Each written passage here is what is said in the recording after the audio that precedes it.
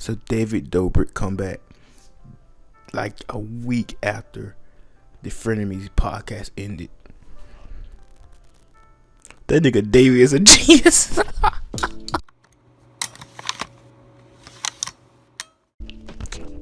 Ain't no way that's a coincidence. Ain't no way that's a coincidence. That had to be playing healer. I bet David woke up when he saw that on Twitter and started rubbing his hand like Birdman, bro. He knew what time it was, and he came and he delivered.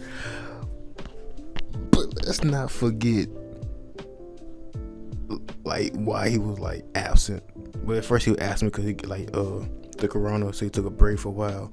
I'm talking about like the stuff in the middle of all that. You know what I'm talking about. It's the internet. He's one of the biggest YouTubers on the planet. You heard about what happened and all this stuff. In case you didn't, I'm just gonna do a quick rerun. So it all started off with Seth, the black guy involved vlogs. It was Dirty Dawn friend. It all started off with a prank with David, Seth, and the old guy. You know the old guy. I can't think of his name right now. Oh god, Jason, I forgot his name. There we go. Anyway, he did a prank where he had Seth kiss Jason without Jason knowing or consent or whatever. That caused a whole bunch of problems for like a week straight. Everybody was like, why you do this to this man, David? Stuff happens. Then during that, another allegation comes out, which I think is more proven now, if I'm not mistaken. I'm not sure, not that deep into details. That this girl came out that she was harassed. I ain't finna say because YouTube probably harassed. You know what I'm talking about with him and Dirty Dawn. But there's something about that I don't really like. I believe her. I believe she's telling the truth. I'm talking about like the fan reaction to it. It turned out Dirty Dawn harassed. You know what I mean? Harassed that woman. The thing about it, and they said that David knew about it, which is a dick move on both parts. But the thing I hear things about, I don't like how the internet reacted to it. It was like they were more mad that David knew about it instead of being more madder that Dom did the action. That like, it's strange how the internet works like that. You know what I mean? Like, but anyway, still both of them assholes. Then in the middle of all that, Jeff Whitted dropped a series. I forgot like how 5 or 6 part video series of while he was like covering his eyes and stuff like that. It turns out he was doing something for David vlogs, and David had like this crane thing spinning in a circle, which could actually result in like Jeff's death, like very seriously. Because the way that David stopped it, Jeff the kind of just came in. And he could have died, but he only had like something on his eyes, like broken. I'm not sure.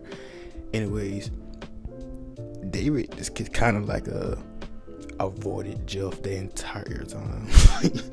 Like, yeah, man, I almost killed you, but you know, I got other stuff to do. Even though I'm dropping all my sponsors and I'm not dropping videos, so but you know, I got a lot of other stuff to do. You know, yeah. So there was another thing that happened. I'm talking pretty fast, probably a lot of information. I probably skipped over a lot of stuff. I don't really care. I'm not a professional at this stuff. This is not my job. I want it to be my job though. So basically all this stuff happened like back to back, like just back to back. He dropped the video, said apologizing. It wasn't really a good apologize video, but you know, is any apologize video a good enough video? No, it's not gonna please everyone or everyone gonna accept it. But recently, David Dobrik dropped a video, and you think after all the things he done, also he been associated with the past 3 or 4 months of, you know, tricking himself into kissing a man without his consent, to he'll been associated with someone who assaulted another woman, to almost killing his friend, all that stuff. You think that when he come back, it'd be met with anger, despise. Why are you here? And that man had over 200,000 likes in less than an hour. Bro, that man is you can't get rid of David Dobrik. You never can. And I don't really have a problem with it. It just goes to shows you that people don't really care about problems. They just like being entertained. And David Dobrik the prime example of that.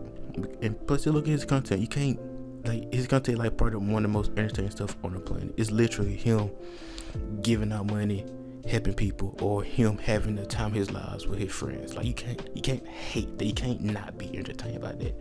So people just kind of forget about this stuff or forgive him.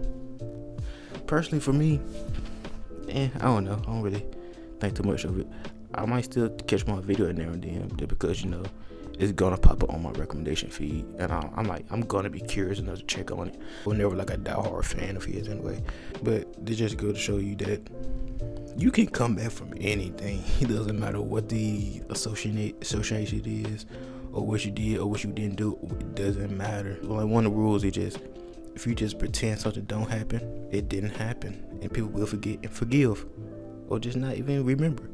That's all I got. Still gonna have an outro, so bye.